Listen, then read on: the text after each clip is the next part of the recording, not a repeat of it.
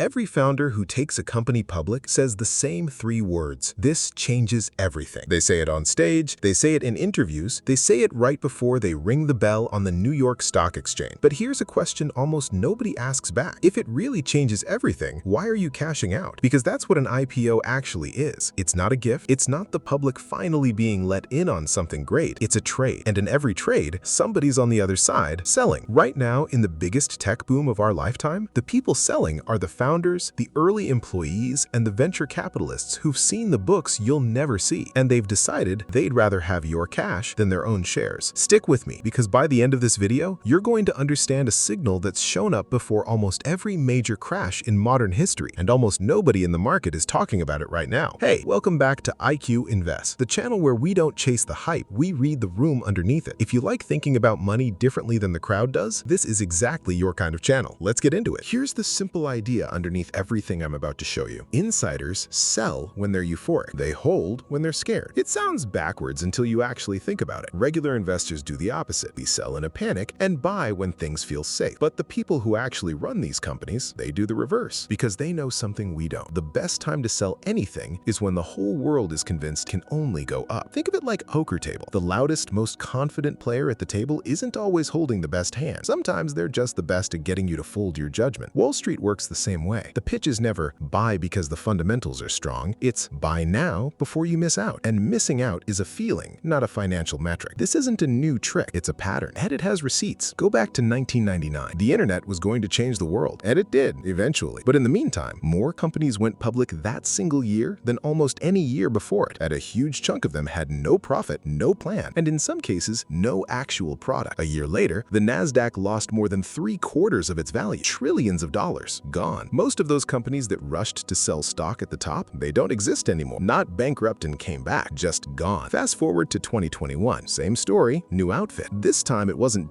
.com startups, it was SPACs. Shell companies that let a private business skip the slow, boring scrutiny of a normal IPO and jump straight to the public markets. Money poured in. Then, almost on cue, once the easy money dried up, most of those deals collapsed, and the companies that went public through them lost the majority of their value on average. Same tell, different costume. So here's the uncomfortable part. That same tell is flashing again right now, except this time it's wearing the most convincing costume yet. It's wearing an AI logo. Right now, the companies building artificial intelligence are spending more money faster than almost any industry in history has ever spent on anything. Hundreds of billions of dollars a year, every year, on chips, data centers, and power. And here's the part that should stop you cold. The actual revenue coming back from all that spending is a small fraction of what's going out the door. Not a rounding error, a real structural gap between the bet and the payoff. Ask business leaders who've actually deployed this technology inside their own companies, and the story gets even less flattering. Survey after survey shows the vast majority of AI projects inside real companies aren't producing any measurable return at all. Not modest return, zero. And yet, at the exact moment that gap is widest, what's happening? The most valuable private AI companies on Earth are lining up to sell you shares. Confidential filing, leaked financials, valuations that assume everything goes right for years in a row without a single stumble. That's not a coincidence, that's the tell. Here's the thing people get wrong about. It's not that these founders are villains, it's that they're rational. They're in an arms race that costs more money than almost any private company can fund forever. They know the odds that every single bet pays off exactly as promised are slim, and they know that the value of being first to cash out only exists while the crowd outside the door is still this excited. So the smart move, the cold, rational, spreadsheet move, is to sell some of your stake into the most enthusiastic buyer you can find. And right now, that buyer is the retail investor. That buyer might be you. There's a version of this that played out in 2007, right before the financial crisis, when a major bank's own CEO was asked, on the record, about the risks sitting on his balance sheet. His answer, paraphrased, basically amounted to, as long as everyone else keeps playing, we have to keep playing too. He wasn't saying the good times would last, he was saying he knew they wouldn't, and he was betting he could get out before the music stopped. That's the whole game. Somebody always ends up holding the thing when the music stops. The only question is who.